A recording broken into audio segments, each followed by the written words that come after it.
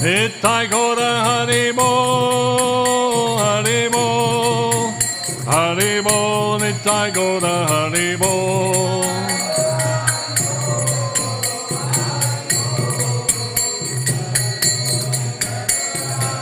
Jaya Jaya Prabhupada, Prabhupada, Prabhupada, Jaya Jaya Prabhupada.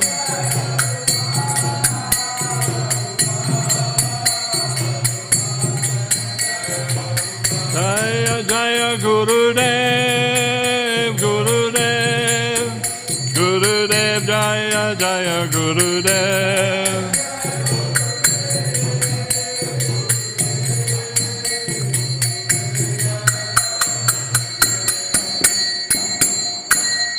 Jayam Vishnupad Paramahansa Parvadikacharya Stotra Sata Shri Śrīmad Divine Grace A.C. Bhaktivedanta Swami Srila Prabhupada Ki Nantakoti Vaishnava Vrinda Ki Namacharya Srila Haridas Thakur Ki Prem Sekaho Shri Krishna Chaitanya Prabhu Nityananda Shri Advaita Gadadhar Shri Vasadi Gaura Bhakta Vrinda Ki Sri Sri Radha Krishna Gopinath Shyamakunda Radha Kunda Giri Govardhana Ki Sri Vrindavan Dhamma Ki Mayapur Navadip Dhamma Ki Jagannath Puri Dhamma Ki Srimati Tulsi Devi Ki Bhakti Devi Ki Jamunamayi Ki Gangamai Ki Harinama Sankirtana Ki Sri Sri Gauranitai Ki Sri Sri Jagannathi Baladev Subhadra Ki Sri Sri Radha Ballabha Bhagavana Ki Melbourne Mahaprabhu Mandir Ki Nitai Gaur Premanandi.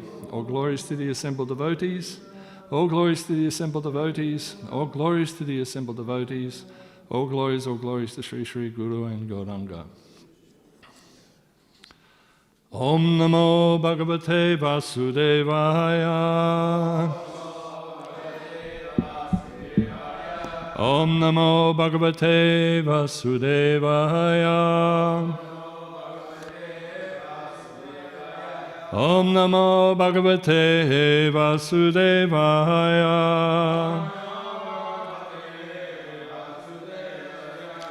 So today's verse is text 26.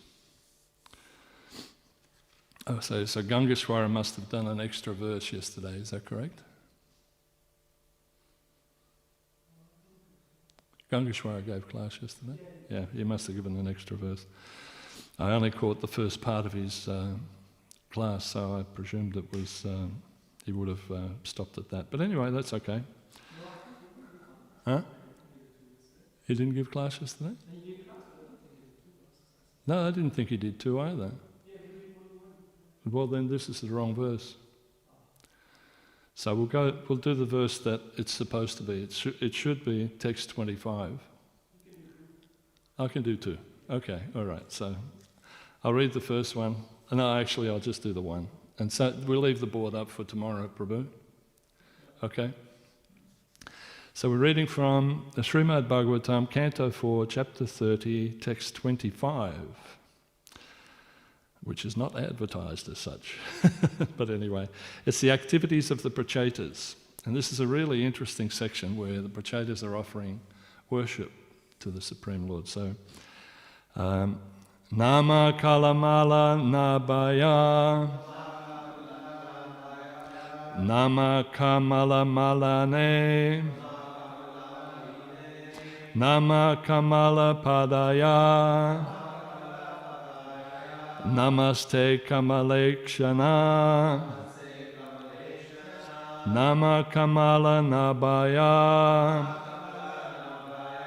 Nama Kamala Malane Nama Kamala Padaya Namaste Kamalekshana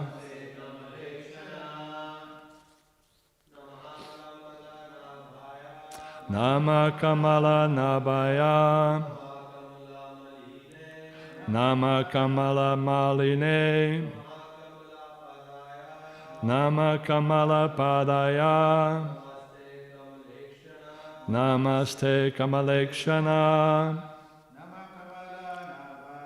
Nama Kamala Nabaya Nama Kamala Naline Nama Kamala Padaya Namaste Kamalekshana. So, word for word. Nama. We offer our respectful obeisances. Kamala Nabaya. Unto the Supreme Personality of Godhead, from whose abdomen the original lotus flower originated.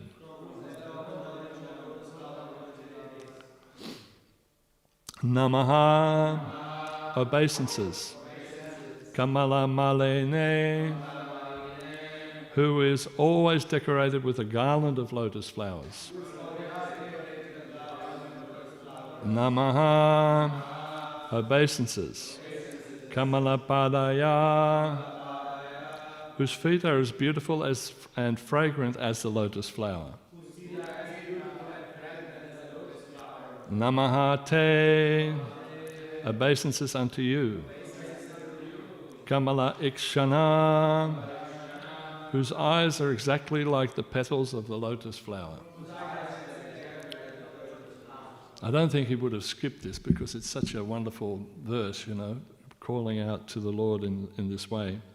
So the translation is, Dear Lord, we offer our respectful obeisances unto you because from your abdomen sprouts the lotus flower, the origin of all living entities.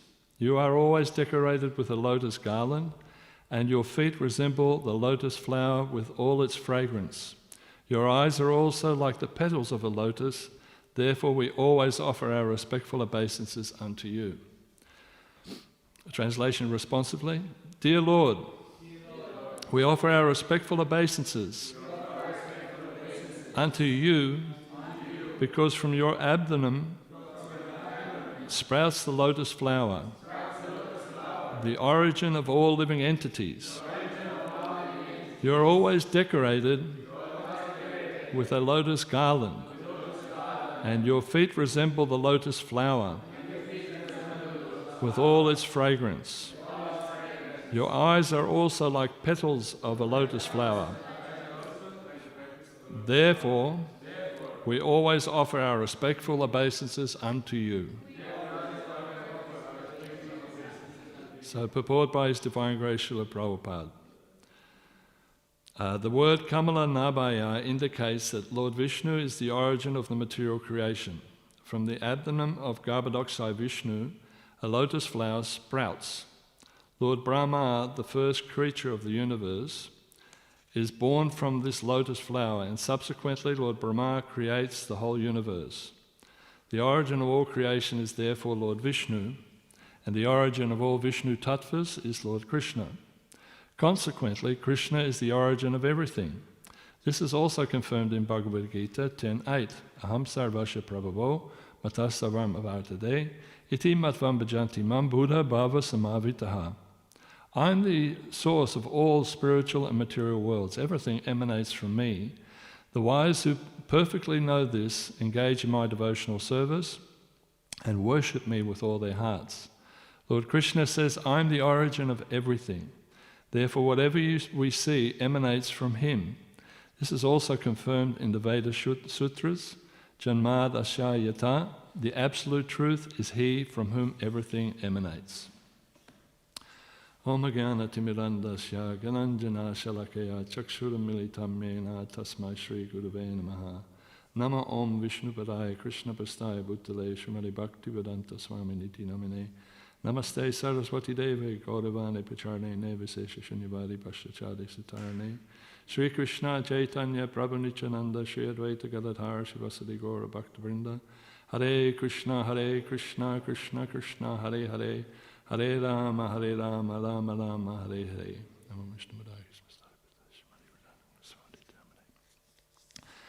So, here we have the transcendental description of the Lord and how he is the supreme and the source of everything. So when I read this verse, I was just so perplexed because in the whole verse, it says, the Lord, we offer our respectful obeisances unto you because of from your abdomen the sprouts of the lotus flower.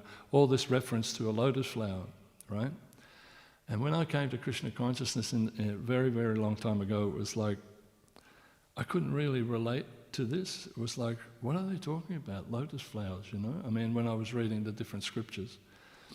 And how can they compare this to a lotus flower? Now, at the time, I was doing gardening work at the Springvale Necropolis. Do you know the necropolis where they bury people? And they've got the most beautiful garden there. And this is when I started Krishna consciousness. I used to chant there, and I didn't have anything to do with the dead bodies, but I was working with the flowers, and they had a beautiful nursery, and they had beautiful roses and all sorts of flowers, but they didn't have a lotus. So when I was reading the scriptures, I was thinking, lotus, lotus, why is this lotus so special?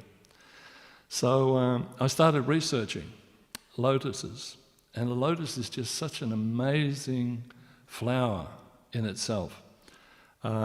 It's described in the Gita as, in the Bhagavad Gita, an aspiring devotee is likened to a lotus because, number one, the lotus works without attachment. It just comes forward out of the water, dedicating their actions to God, so it's simply just presenting itself to God, untouched by sin like the water running off the petals of a lotus. If you see the actual lotus, eventually I did get to see a lotus when I went to India, because in Melbourne they don't really grow.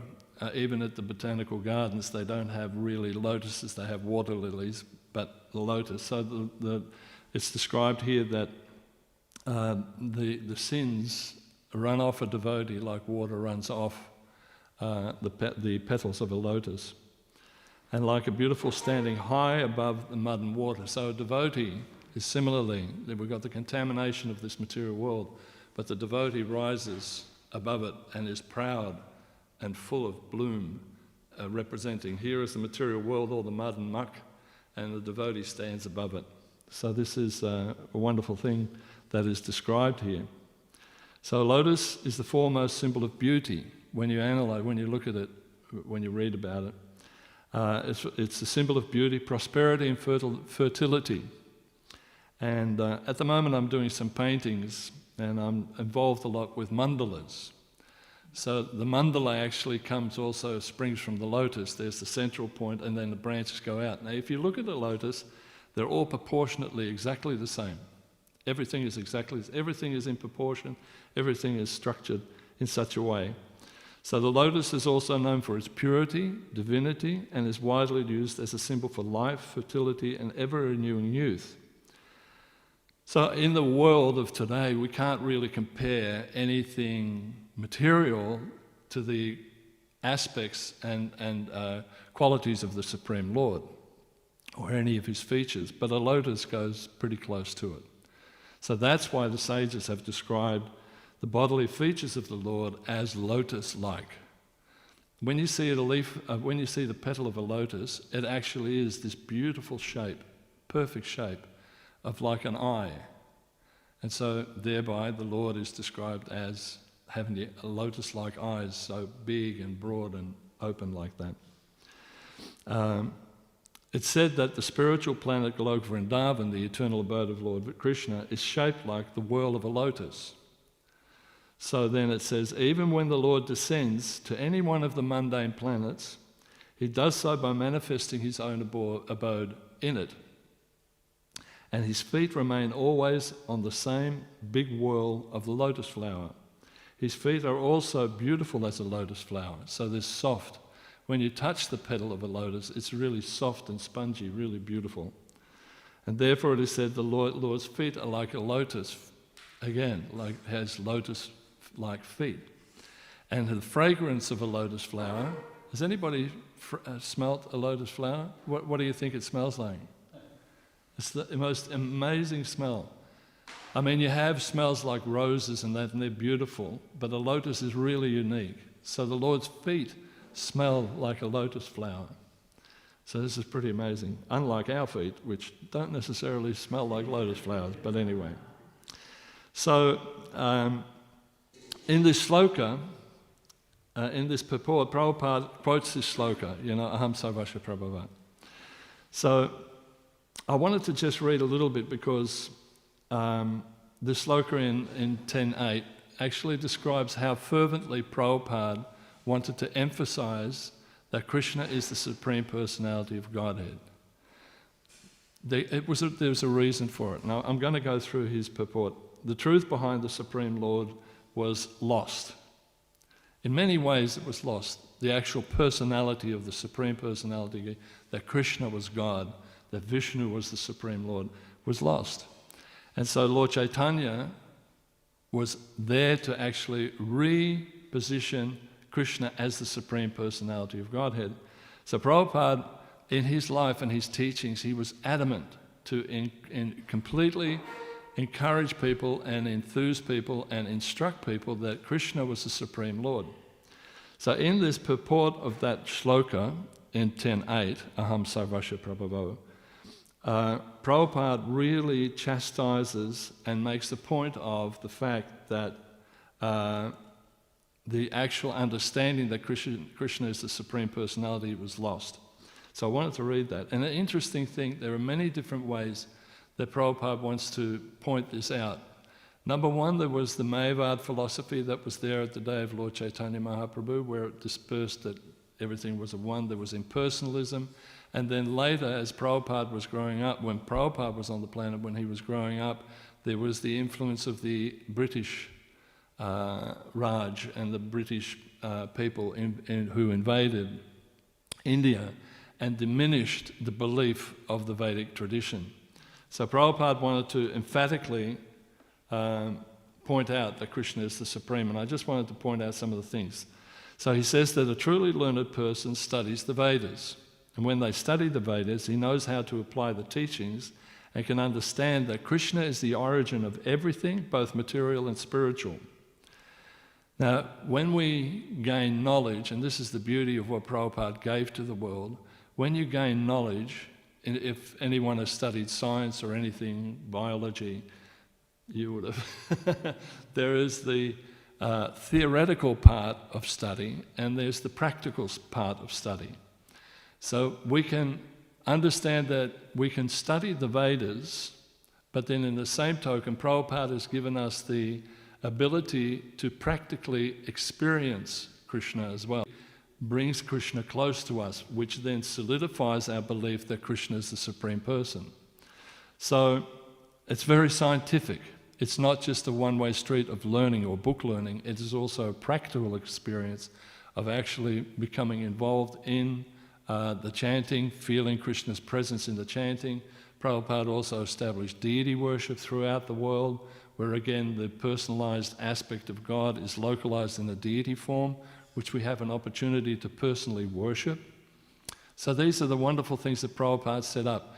He was determined to bring to the world the concept that Krishna is a person and he is the Supreme Person. Just on that at the moment, just while I think of it, as far as chanting is concerned, you know how we're captured with this COVID-19 situation, you know?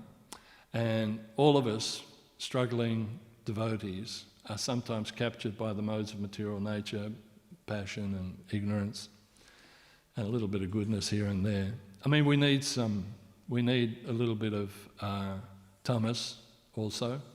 If we didn't have tamas, we wouldn't be able to sleep at night time. We need a little bit of rajas also. If we didn't have a little bit of rajas in us, we wouldn't be able to be active and get out there and do our work. And we also need sattva. Now, with the situation at the moment, the COVID-19 situation, sometimes this sattvic conditioning is lacking a little bit. You guys are okay that are here at the temple. You get this. When we're here at the temple, this is totally Suddha-sattva. Everything is pure. And our chanting, if we had an opportunity to chant in the temple, it's very purifying, it's very uplifting. But I'm talking more to the people that are having to stay at home, that don't get the opportunity to have this association, to not enter into this sacred place as a temple, to be absorbed in the sattvic atmosphere. So basically, I've found also that it's incredibly important, especially at this time when we can't come to the temple, that you make your home as sattvic as you possibly can, especially at the time of chanting your rounds. because the more sattvic your environment is while you're chanting, the more benefit you will get from your rounds. If there's elements of tamas and if there's elements of rajas, then you won't actually have that deep experience of experiencing Krishna within the chanting. So there's an obligation for us, even when we're at home, to actually really, really make an effort to make a sattvic arrangement. So for us grihastas that are living at home, we can sometimes become a little lackadaisical about our approach to chanting our rounds and our setup. It could be okay to just wear the same tracksuit pants that we've worn for the whole week and that we've been working in, and we just get out of bed and have a shower and put the old tracksuit pants on, and there could be still some dishes from the previous night still standing in the kitchen, or we could be, there's some different things laying around, the house hasn't been cleaned that well or whatever. Those sort of things will influence your chanting. So it is incumbent upon us, if we want to experience Krishna within our heart when we're chanting Hare Krishna and have dedicated chanting, that we actually make arrangements that our environment, what we see around us, is sattvic. And that will enhance our chanting. So it's very important that we have that consciousness when for grihastas. For you Prabhus, it's okay, it's all laid on for you, you're fine. But we have to really be remembering that. So there is the knowledge acquired through theory, and there's also the practical. So a learned person, because he knows this perfectly, he's firmly fixed in devotional service. And so he develops a deep faith. It's required for us to have faith. And so he never deviates by any amount of nonsensical commentaries or fools. This is Prabhupada, this is taken some steps from that purport that Prabhupada gives for this verse in the Bhagavad Gita 10.8. He's fixed and he's not swayed by nonsensical commentaries. Now Prabhupada mentions the word fool about 3 or 4 times in this purport. So Prabhupada was adamant that this understanding that Krishna is not a person is foolishness to the nth degree. Now in our early years, again, as I was coming to Krishna consciousness, especially in the 70s, there were so many commentaries on the Bhagavad Gita, so many commentaries on the scriptures, and it was so confusing for an individual to actually find the truth in those commentaries. But it was only when I came to Prabhupada through the Śrīmad Bhāgavad Gita and the Bhagavatam that things started to become clear. So Prabhupada goes on to explain, all Vedic literature agrees that Krishna is the source of Brahma, Shiva, and all the other demigods. In the Atharva Veda it is said, it was Krishna who in the beginning instructed Brahma in the Vedic knowledge and who disseminated Vedic knowledge in the past. Then again he said, then the Supreme Personality Narayan desired to create living entities. Again, this Shastra explains, from Narayan Brahma is born, and from Narayan the patriarchs are also born. From Narayan Indra is born, from Narayan the 8 Vasus are born, from Narayan the 11 Rudras are born, and from Narayan the 12 Adityas were born. It is said in the same Vedic verses, Brahmanyo Devaki Putra, the son of Devaki, Krishna, is the Supreme Personality of Godhead. It is then said, in the beginning of creation there was only the Supreme Personality Narayan. There was no Brahma, no Shiva, no fire, no moon, no stars in the sky, no sun. There was only Krishna, who created all and enjoys all. In the Moksha Dharma, Krishna also said, the patriarchs, Shiva and others, are created by me, though they do not know that they are created by me because they are deluded by my illusory energy. Again in Prabhupada's purport he keeps going on. In the Vraha Purana it is said, Narayan is the Supreme Personality of Godhead, and from him Brahma was born, and from him Shiva was born. Lord Krishna is the source of all generation, Prabhupada said, and he is called the most efficient cause of everything. He says that because everything is born from me, I am the original source of all. Everything is under me, and no one is above me. There is no supreme controller other than Krishna. Here again, Prabhupada is emphasizing this. This whole purport was like saying, see the evidence. Look at the evidence from the Vedas. Everything in the Vedas is pointing out Krishna is the supreme. So he was so determined, so dogged to push this message across. And then he says, one who understands Krishna in such a way from a bona fide spiritual master and from the Vedic literature, who engages all his energy in Krishna consciousness, has become a truly learned person, who's really locked in. Again, he comes back to this point in that purport. In comparison to him, all others who do not know Krishna properly are but fools. Prabhupada wasn't an angry person, or he wasn't a chastising sort of person, but a fool is like you know nothing. This is what Prabhupada is emphasizing here.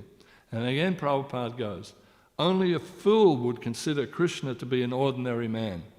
He's really laying into the Mayavadis, the impersonalists, the scientists, he's really laying into them. He should avoid, a Krishna conscious person should not be bewildered by fools. He should avoid all unauthorized commentaries and interpretations on Bhagavad Gita and proceed in Krishna consciousness with determination and firmness. So this is a message to us for time immemorial. And sometimes as we're studying the Vedas and everything, we have a compunction sometimes to have a look at other different parts of the Vedas and stuff. And Prabhupada is saying basically, everything you want to know about the personality of Godhead is right here in my books. You don't have to go any further. Then Prabhupada goes on to say, he should avoid all unauthorized interpretations of Bhagavad Gita and progress in Krishna consciousness with determination and firmness. So we have to be fixed. So this is very forceful. So he's condemning the atheists, and he's wanting to divert the innocent away from this Mayavad, impersonalist, atheistic philosophy. Why? Because if a person takes up this philosophy, it's very captivating. It's very captivating. And so often in our classes we've understood that, the Mayavadi's approach is, or attraction is saying, actually, you are God, we are God, we're all God.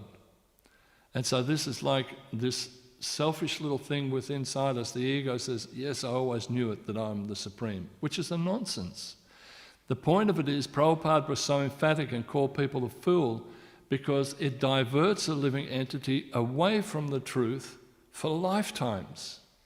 That's why Lord Chaitanya says in the pastimes in the Chaitanya Charitamrita that if you hear this Mayavad philosophy, you should run immediately to the Ganges and bathe in the Ganges, just to avoid this, because it has this appeal, It's the last snare of Maya to actually think, oh, actually, I could be God.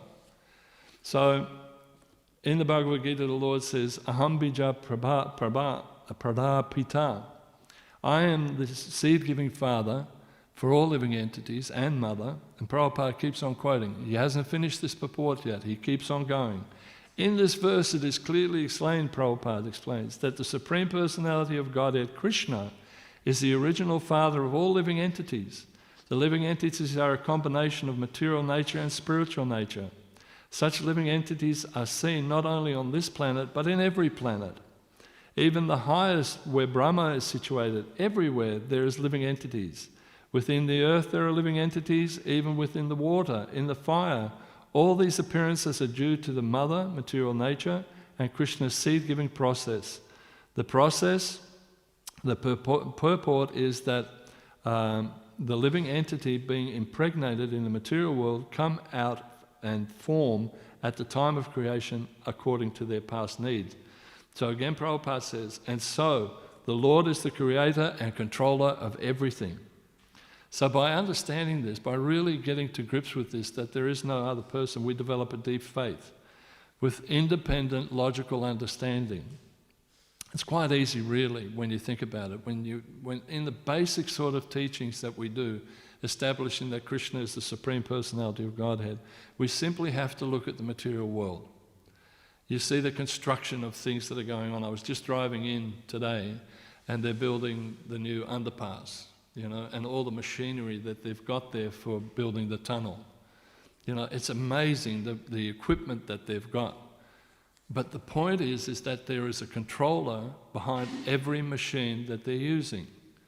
So the scientists are saying that, actually everything is just random, it happened by chance, and everything is just working somehow or other by some arrangement, which is actually ludicrous. You have your Dawkins and Hawkins and who are sort of saying, that everything just happened to be, it was just an accident, it's a freak of nature.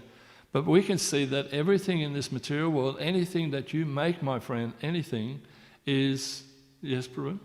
Some scientists are saying, not all scientists. No, not all scientists. My apologies to the scientists that's sitting in front of us. Not all scientists. And Prabhupada said that also, it's true. And especially nowadays, actually, because there are a lot of intelligent scientists now that are more deeply understanding through quantum physics that actually there is a supreme controlling agent. They don't know who that is yet, but they're coming to that understanding. But there are many, many, and there have been, especially at the time when Prabhupada was on the planet, when they were saying, that this is all happening by chance. And Prabhupada was emphatically pointing out that, look, you just have to look at creation, you just have to have a look. So we see beautiful creation, and you see, like say for example, if you take that example again of a lotus, how structured this beautiful flower is. Just that, how it grows from the mud, how it spreads, and it's just, this just doesn't happen by chance. So there is a controller involved. So materialist scientists say, no, there's no control, everything by chance. And basically it's because they are envious, and there has some scientists are envious, and they have a demoniac tendency. So the sincere devotee just doesn't buy it. We're not interested in that. And so Prabhupada says, just don't become involved. Don't trust anything the materialist has to say, because they're illusioned by the modes of material. They're actually illusioned by the modes of material nature, and they have this the desire for selfish things, self-centeredness. So they try to cover up the truth by complex, baffling things, like in India. The Vedic knowledge is so advanced. When the British took over India, India was the greatest place on earth. It's just amazing. When you really go and study a little bit the history of India, it's sort of coming out a little bit more now. Some people are starting to realize. And, well, in India, basically most people knew, or some people were also baffled by the British interpretation of Vedic history, but they're starting to learn a little bit more about the unique, incredible knowledge that the Vedic texts have. Like say, for example, when you were talking about scientists, the scientists in Vedic times were also rishis. They were saints. So you're a scientist, Prabhu, but you're also a rishi. You're yeah, but you're a very talented broadcaster. So, and so the rishis were amazing, But when you study some of the things that actually were discovered thousands of years ago in India, that Western people were just like, what? The whole mathematics, the understanding of atomic science was all there. It was just amazing. Like I listened recently to a lecture, and this was, they were pointing out that how hard it was for Westerners to actually make zinc. Zinc was just so hard for the Western people. But in India, they had it down 4,000 years ago. It was just amazing. And they had the whole structure, and then the knowledge of how to actually, because you've got zinc ore, and when you actually try to get the zinc out of it, it evaporates. And so the Vedic teachings had this system where they reversed it with ice at the bottom, and they captured the zinc. And so this was then, the Chinese came across, the Buddhists took it to China, and then from China, the England 17 something or other, they said, oh, we found out how we actually can get zinc ore into zinc, which was there for 4,000 years in India already. So this was one of the things. The other thing, which was an amazing discovery, You have all probably seen it if you've come from India or if you've been in Delhi, is this beautiful post that stands, and it's all over India as well. Do you know that post? What's it called, Prabhu? Yeah, huh? Something like that. But the whole thing is it's made out of iron, but the iron doesn't rust. Now, even in today's society, they can't figure out how to stop iron from rusting. But they had it down. You know, these Vedic scientists, these rishis had it down. They knew how to do it. And to this very day, they don't know how to do it in the West. And it wasn't like they were super Brahminical people that were able to do these things, because these posts are throughout various parts of India. They simply built these stands, you know, to honor a person when they were coming. The one in Delhi, I think, was for Lord Adi Shankara, wasn't it, or something, that to welcome him. And it was the simple labourer class that were able to build these things. So this knowledge was available to the simplest worker. So this is an amazing thing. There was also another thing in medicine. When you look at Ayurvedic medicines, you know, now even with this COVID-19 thing going on, the pandemic, they're finding that the simplest Ayurvedic treatments are sometimes the best. To avoid getting this virus, you know, if you simply keep your body pure by taking Ayurvedic medicines and ginger and water, simple things that the Ayurvedic medicine teaches, it helps. So there was engineering. There was an example which was really fascinating, that was also an amazing thing to just show how advanced Vedic culture was. You know, when the Portuguese started to search the world for new places and Columbus went that way, there was another guy called Vasco da Gama, who was also like, they were basically pirates. They weren't, you know, they have this picture of Columbus being like a real gentleman. He was a pirate. He was a rotten person. And similarly with this Vasco da Gama, all they were after was how to manipulate and steal things, you know, and where can we rob and where can we get gold and things. So this Vasco da Gama Columbus went that way, and Vasco da Gama said, no, I'm not going that way. And he went along the coast from Portugal, stayed close, and then went across from the Horn of Cape Hope across to India. And so he arrived at Goa. Now they don't tell you this, but apparently in the documentation that he wrote down, he came across a guy, an Indian sailor who was a controller, and he had a fleet of ships. Now Vasco da Gama, the boat that he had was one of the best from the Portuguese navy, right? It was huge. But the boats that this Kana had, there's no second name, it was just Kana, was 12 times as big as the boat that Vasco da Gama had, and he had 12 of them, you know, that were surrounding him and everything. So there's just so much interesting things when you research of the glories of Vedic culture. There's another one which really blew me out when I heard this one. And this, I came across this interesting passage about Lord Krishna. You've probably heard this one. The passage goes like this: O Krishna, the fortune of the gopis, the destroyer of the Madhu, of the demon Madhu, protector of the cattle, the one who ventured the ocean depths, the destroyer of evildoers, one with a plough on the shoulder and the bearer of nectar, may you protect us. So this is a simple shloka about Krishna and his beauty. It's praising Krishna, and it's called Katyapadari Shankhya. You know that one? Now in that, there is a system of numbers that are ascribed to the characteristics of Sanskrit. And when they analyze it, in essence, from the numbers, from the analysis of the numbers, it actually represents, this verse represents a decimal representation of pi to 32 decimal points. So in this verse is a description of pi. You know pi?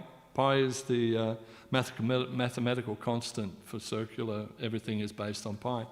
So in this verse, it actually delineates pi to the 32nd decimal point, which is just unbelievable. Now this verse goes back thousands of years, again praising, but they knew this mathematical formula by this beautiful verse to Krishna. So you learnt two things. You learnt a mathematical treatise, but you also praised Krishna at the same time. So this was how they learnt. It was just this relationship between the Supreme and his creation. So these were really amazing. So Prabhupada then goes on to say, a learned devotee scholar who studies the Vedas perfectly under a saintly authority will develop deep faith. So when you start to study Prabhupada's books, you develop a real deep faith. But there's more involved in just reading Srila Prabhupada's books. We can read Srila Prabhupada's books, but the way to actually imbibe that knowledge within you and really have deep faith is to actually present that knowledge to other people.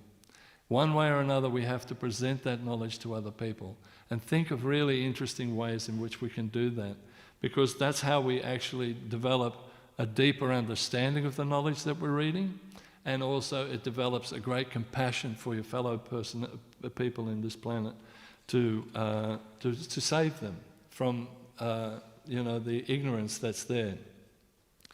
So unlike today's materialistic scientists and intellectuals like the rishis of Vedic age, we work in cooperation with the Supreme Lord.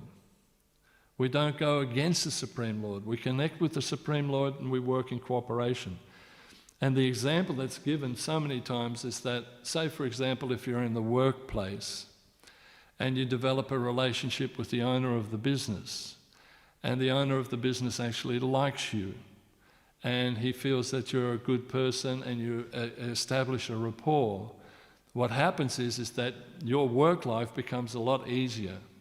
There's no office politics, there's no nitpicking and anything, or as far as promotions are concerned, it's pretty well a fait accompli because you're close to the boss, close to the owner. So it is with us that we're in constant cooperation with Krishna, constant coordination with Krishna. Everything that Krishna wants us to do, by the authorities, by the teachers that we have, our gurus teach us, okay, then just work in cooperation with Krishna, do this for Krishna's pleasure. Everything we do is for Krishna's pleasure. And so then we actually make advancement. A devotee, we want to be constantly in cooperation and connection with the Lord, so no matter what is going on in the material world, we are fixed, we're locked in. So one thing that Prabhupada often stressed is don't place too much emphasis on what's being told to you by the materialists. And even in today's society, don't be too much influenced by what's going on in the news. I mean, I'm doing communication work and I have to listen to the news and I have to work with people in different... And basically, it is all very ephemeral. It's all very... you can't really believe anything what anybody says. Like we deal with politicians and some of them are very good people, just like there are some scientists that are very good people, but there are also demoniac people that will stop any progress of God consciousness. There was recently a post by Korma Prabhu where he mentioned, where Prabhupada actually in a room conversation was explaining how this world actually, there are demons. And he not only called them demons, he called them rakshasas. There are rakshasas in this material world that are simply here to completely lord it over living entities who hate Krishna, hate Lord Vishnu, hate anything to do with spirituality. They're the lowest. And those people, Prabhupada said, are in control. So I know there's a lot of conspiracy things going on out there, but if we keep an open mind of the words of the Acharyas, that said, don't trust a materialist. You just don't trust them. Just be really wary. So anything we read in the newspapers, anything we hear about a particular person, some people may come across as really benevolent, really wonderful, but then underneath you find, my God, that's actually demoniac. Like recently we found out that A wonderful person, I'm not going to mention any names, but a wonderful person who was a leader of a country, who everybody thought was, gee, that person is just the best leader of a country that you could ever imagine. And everybody was praising that person all over the world. And then recently it was found out that that person was encouraging the abortion of children at a late stage in pregnancy, to the extent that that person actually allowed, say if a child is born alive after an abortion, she allowed for the doctor to euthanize that child. So this is the gloss and veneer of someone that we think. So as a devotee, we take everything with a pinch of salt. The only truth that we know is coming through the Bhagavatam, is coming through Bhagavad Gita, is coming through our teachers. And everything else we keep at a distance. And then we encourage the innocent to come to Krishna consciousness, to present this philosophy to them, to encourage them to become servants of Krishna. That's our job. So we have to sift through, because Prabhupada also said 99.9% of the public is innocent and they want to learn. They just don't have no idea. They've been hoodwinked. They've got this glaze over them, so don't let the devotees also have a glaze over them. Really understand that there is this element of evil that we have to counteract, and so just be very mindful. Don't be captivated by fools, as Prabhupada is pointing out. So we don't want to dance to the beat of their drum, the materialists, the atheists. We don't want to dance to the beat of their drum. We want to dance to the beat of Lord Chaitanya's drum, the Sankirtan movement. That's what really counts to us. I just heard a class by Sankarshan Prabhu where he said that Prabhupada actually said that Lord Chaitanya invented the mridanga. So this is really amazing. Yeah, Lord Chaitanya actually invented the mridanga, so you could have Harinam Sankirtan, you could take the drum along with you, which is really amazing. Lord Chaitanya did that. So, speaking of dancing, today is the disappearance day of Vakashvara Pandit. And Vakashvara Pandit was the great transcendental dancer who danced for Lord Chaitanya. So I just wanted to finish up by reading a little bit about Vakashvara Prabhu. So Sri Vakashvara Pandit was Lord Chaitanya's very dear servant and is considered to be the fifth branch of Lord Chaitanya's tree. In the Gaudiya Gondesha Dipika 71, it is stated that Vakashvara Pandit was an incarnation of Aniruddha, one of the quadruple expansions of Vishnu, Vasudeva, Sankarshan, Aniruddha and Pradyumna. While some others like Vakashvara Pandit's initiated disciple Gopal Guru Goswami and many others in Orissa, included Dayan Chandra, a disciple of Gopal Guru Goswami, say in his books that Vakashvara Pandit is an incarnation of Tungavidya, Shaki, an expert singer and dancer, serving as one of Srimati Radharani's Astasakis. So it's amazing how these personalities all descended for Lord Chaitanya's pastime. So Vakashvara Pandit was born in a village in Guptipara near Triveni. He could dance wonderfully for 72 continuous hours. That's amazing, When Lord Chaitanya Mahaprabhu played in dramatic performances in the house of Srivas Pandit, Vakashvara Pandit was one of the chief dancers, and he danced continuously for that length of time. Vakashvara Pandit was present with Sri Chaitanya Mahaprabhu during his pastimes in Navadvip, and after his acceptance of sannyas, he accompanied him to Jagannath Puri. During the time of Lord's residence in Puri, he continued to live with him. Sri Chaitanya Mahaprabhu began his pastimes of congregational chanting of the holy name of Sri Hare in Navadvip. Sri Vakashvara Pandit was an important singer and dancer in that assembly, and it was by his mercy that a Vaishnava called Devanath Pandit was delivered from the wrath of Mahaprabhu, who was also present during the Lord's journey in Ramakeli. So we heard this recently when it was Srivas Pandit's appearance day or disappearance day, this past time. Devanath Pandit was, at the time, known as a foremost lecturer on Bhagavatam. One day, Srivas Pandit went to hear his discourse, and being moved in ecstatic love by hearing the Bhagavatam, he began to cry. Remember this story? Somebody was saying this story recently in class. A few of the ignorant students of Devananda Pandit, thinking that this was creating a disturbance, removed Srivas Pandit from the assembly and left him outside. Though this was done in front of Devananda, he did not restrain his students from this act of disregarding the devotee Bhagavatam. So actually this Devananda was perplexed every time because Lord Chaitanya would have his pastimes and he would even go past his residence, but he would never ever have a chance to meet with Lord Chaitanya. So he was really perplexed. Why isn't he coming to see me as well? So the two types of Bhagavatas, the book Bhagavata and the devotee Bhagavata. For this reason, Devananda Pandit became implicated in an offence to a great devotee, a Mahabhagavat. When Chaitanya Mahaprabhu heard how his dear devotee Srivas Pandit had been disrespected, he gave many instructions concerning the Bhagavatam.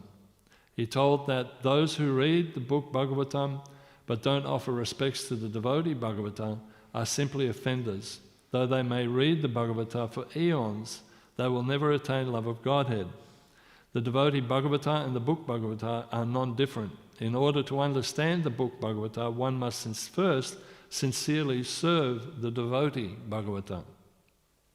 Therefore Mahaprabhu neglected Devananda and did not bestow his mercy on him. One evening, Vakeshwara Pandit came to perform dancing and chanting for the holy name of the holy name at the house of one devotee in Kulia, across the banks from the Ganges, from Nadia. Receiving the auspicious news, Devananda proceeded there, and upon seeing the appearance of the symptoms of divine love in the person of Sri Vakeshwara Pandit, he became charmed. So there was a little inkling by Devananda, oh, let's go and check out this Vakeshwara Pandit because he's pretty ecstatic. So he went to this place where Vakeshwara was there.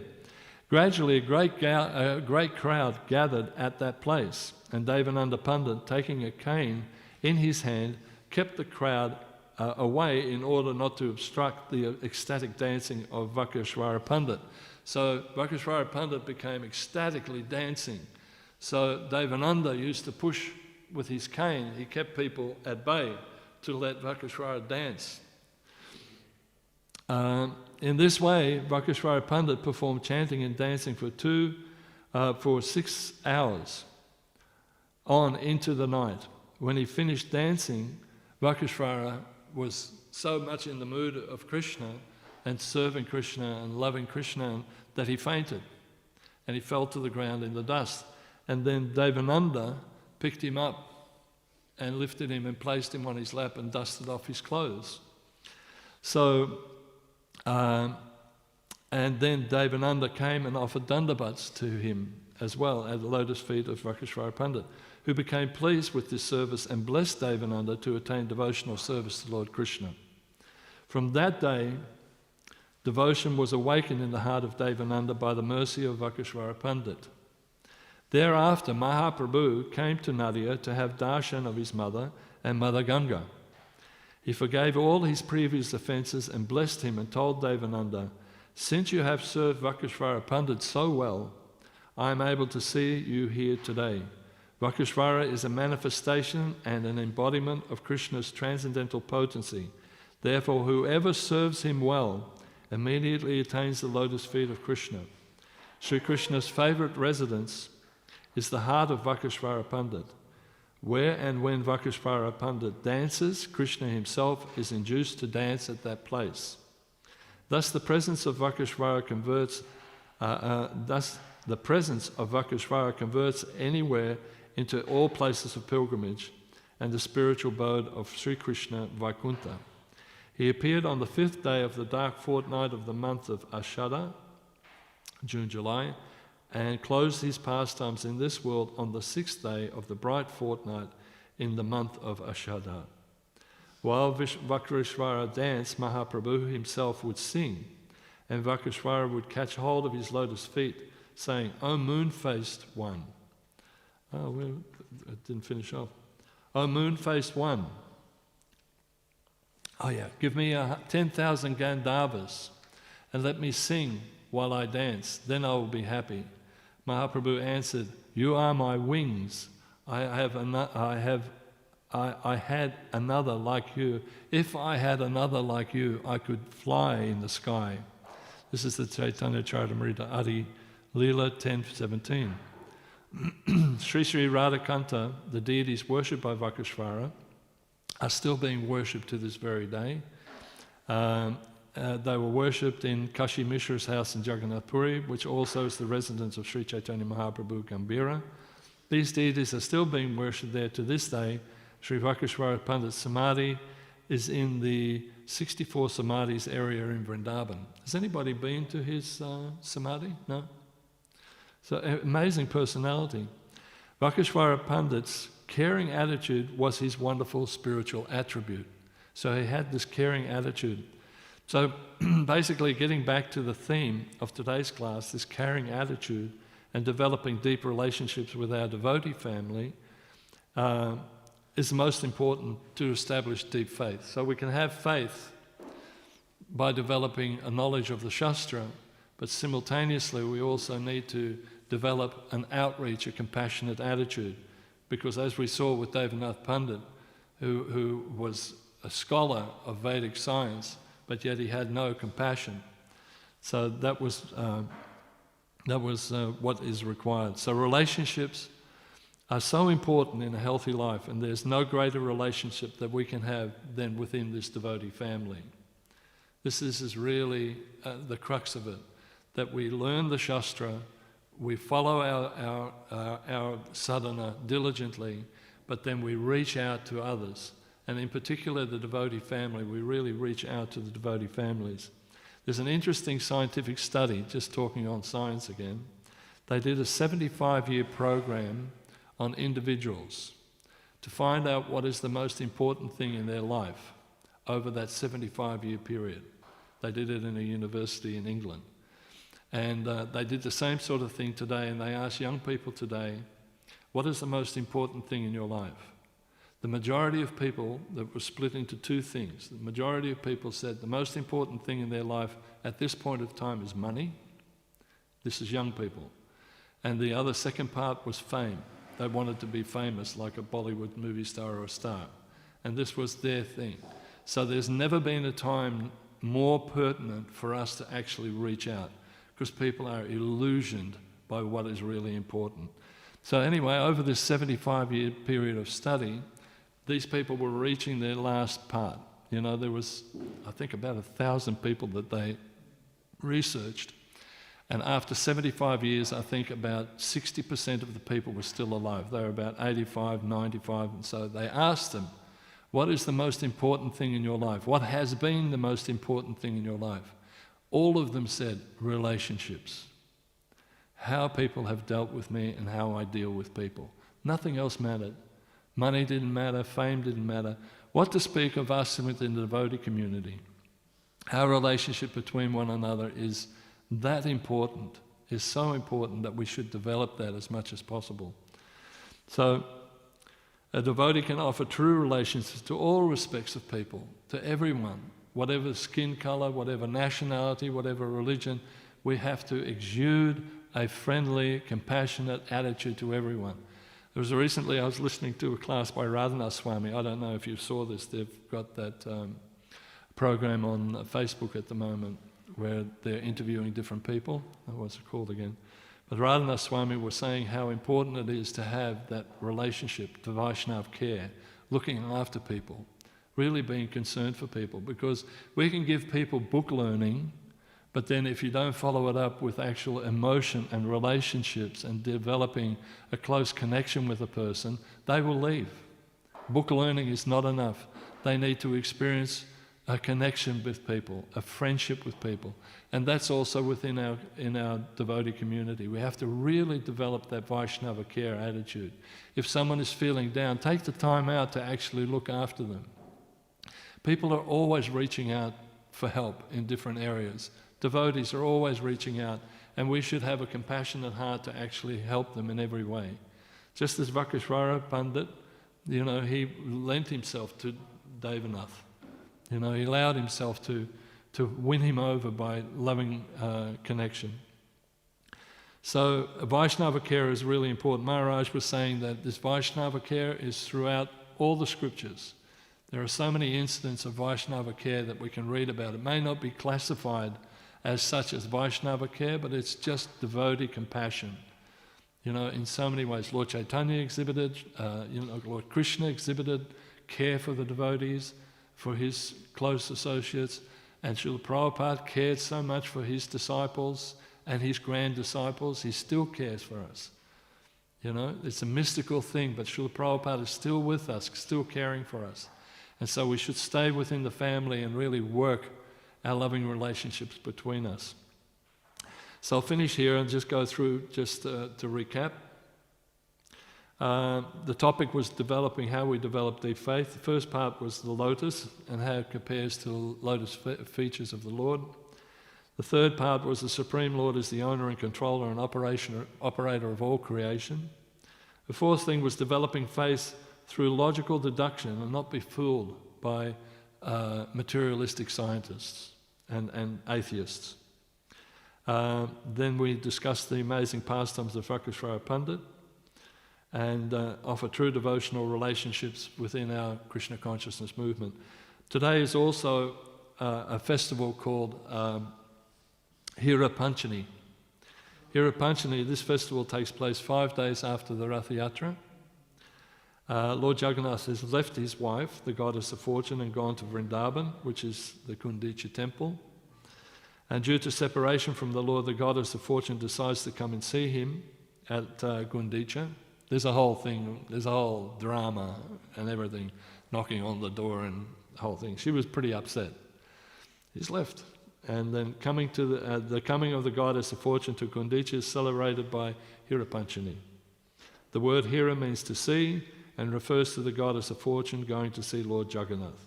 The word Panchami simply means the 5th day and is used because it takes place on the 5th day of the moon. So I'll stop here. Is there any comments or questions at all, Prabhus, on any of those points?